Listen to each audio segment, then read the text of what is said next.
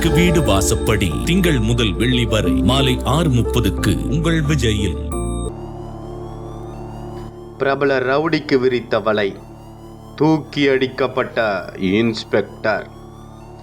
Lockup டெத்தில் நடந்தது என்ன? போஸ்ட்மார்ட்டத்தில் காத்திருந்த அதிர்ச்சி, மர்மம் விலகாத கைதி மரணம். சென்னை பூந்தமல்லியை அடுத்த ஸ்ரீபெரும்புத்தூர் கச்சிமேடு பகுதியைச் சேர்ந்தவர் சாந்தகுமார். 30 வயதான இவர் மீது கொலை முயற்சி உள்ளிட்ட பல்வேறு குற்ற வழக்குகள் நிலுவையில் உள்ளன. ஆரம்பத்தில் சிறு சிறு குற்றச்சம்பவங்களில் ஈடுபட்டு வந்த சாந்தகுமார் காலப்போக்கில் முழுநேர ரவுடிசத்தில் ஈடுபட்டு வந்துள்ளார். அதன் நீட்சியாக கடந்த ஆண்டு ஏப்ரல் மாதத்தில் பாஜக நிர்வாகி பிபிஜி சங்கர் கொலை செய்யப்பட்ட வழக்கில் முக்கிய குற்றவாளியாக சிறைக்கு சென்றார். இந்நிலையில் பிபிஜி சங்கர் கொலை வழக்கில் சிறையில் அடைக்கப்பட்டிருந்த சாந்தகுமார் கடந்த ஒரு வாரத்திற்கு முன்பு ஜாமீனில் வெளியே வந்தார். இதையடுத்து கடந்த 13ஆம் தேதி அன்று சாந்தகுமார் தன்னுடைய நண்பர்களுடன் திருவள்ளூர் மாவட்டம் செவ்வாய்ப்பேட்டை அடுத்த புட்லூர் பகுதியில் உள்ள வழக்கறிஞர் வீட்டிற்கு சென்றிருக்கிறார்.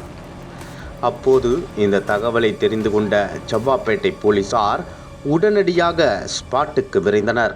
இதற்கிடையில் வழக்கறிஞர் வீட்டில் இருந்த சாந்தகுமாரை கைது செய்து விசாரணைக்காக காவல் நிலையத்திற்கு அழைத்துச் சென்றனர். இத்தகைய சூழலில் போலீஸ் கஸ்டடியில் வைக்கப்பட்டிருந்த சாந்தகுமாரிடம் பல்வேறு கோணங்களில் விசாரணை நடத்தியதாக சொல்லப்படுகிறது.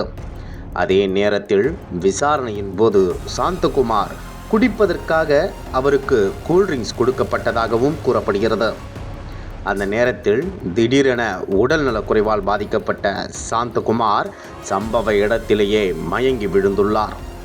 இதையடுத்து சாந்தகுமாரை மீட்ட காவல்துறையினர் உடனடியாக திருவள்ளூர் அரசு மருத்துவமனைக்கு அழைத்துச் சென்றனர்.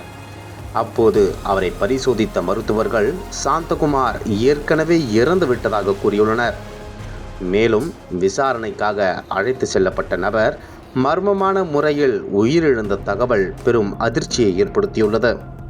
அதே நேரத்தில் சில நாட்களுக்கு முன்பு ஜாமீனில் வந்த சாந்தகுமாரை விசாரணைக்கு அழைத்து வந்து சம்பந்தப்பட்ட காவல் நிலையத்தில் விசாரிக்காமல் செவ்வாய்ப்பேட்டை காவல் நிலையத்தில் தனி ரூமில் வைத்து சரமாரியாக தாக்கியதாக கூறப்படுகிறது.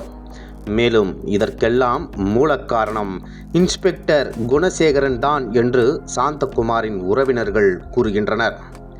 மேலும் இன்ஸ்பெக்டர் குணசேகரன் மீது வைக்கப்படும் பல்வேறு குற்றச்சாட்டுகள் பெரும் பரபரப்பை ஏற்படுத்தியுள்ளது. சிறையில் இருந்து வெளியே வந்த சாந்தகுமாரை அவரது எதிர்த்தரப்பினரிடம் இருந்து பணம் வாங்கி கொண்டு சாந்தகுமாரின் கதையை முடிக்க திட்டம் தீட்டியதாக சொல்லப்படுகிறது. மேலும் அடிப்படையிலேயே சாந்தகுமார் ஸ்டேஷனில் வைத்து அடித்து சித்திரவதை செய்யப்பட்டதாக கூறப்படுகிறது. இதனிடையே இந்த விவகாரம் பெரும் பரபரப்பை ஏற்படுத்தி வந்த நிலையில் இன்ஸ்பெக்டர் குணசேகரனை சஸ்பெண்ட் செய்து ஆவடி மாநகர கமிஷனர் சங்கர் உத்தரவிட்டுள்ளார். இந்நிலையில் சாந்தகுமாரின் இறப்பிற்கு போலீஸ்தான் காரணம் என உறவினர்கள் புகார் கூறியிருந்தனர். இதையடுத்து சாந்தகுமாரின் உடலை மீட்டு பிரேத பரிசோதனைக்காக சென்னை ராஜீவ்காந்தி அரசு மருத்துவமனைக்கு அனுப்பி வைக்கப்பட்டது. இத்தகைய சூழலில் தற்போது கைதி சாந்தகுமாரின் பிரேத பரிசோதனை அறிக்கை வெளியாகி பெரும் பரபரப்பை ஏற்படுத்தியுள்ளது. அதில் சாந்தகுமாரின் உடலில் குறிப்பிட்ட சில காயங்கள் இருப்பது தெரிய வந்துள்ளது. அவரது கன்னத்தில் இரத்தக்கட்டு, வீக்கம், உடலின் பின்புறத்தில் வீக்கம், இரத்த காயங்கள், முழங்காலில் சிராய்ப்பு மற்றும் 2 உள்ளங்கைகளிலும் இரத்த கட்டுகள் உள்ளிட்ட காயங்கள் சாந்தகுமாரின் உடலில் இருந்துள்ளது. அதே நேரம் கைதி சாந்தகுமாரின் மரணத்திற்கு உடலில் இருந்த காயங்கள் காரணம் இல்லை என்றும் மரணம் ஏற்படும் வகையிலான காயங்கள் அவரது உடலில் இல்லை என்றும் பிரேத பரிசோதனை அறிக்கையில் தெரிய வந்துள்ளது.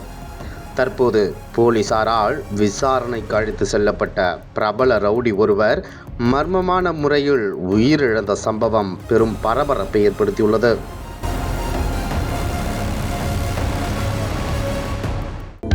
அனல் பறக்கும் செய்திகளை அப்டேட் செய்து கொள்ள நக்கீரன் களத்தை இப்பவே சப்ஸ்கிரைப் பண்ணுங்க.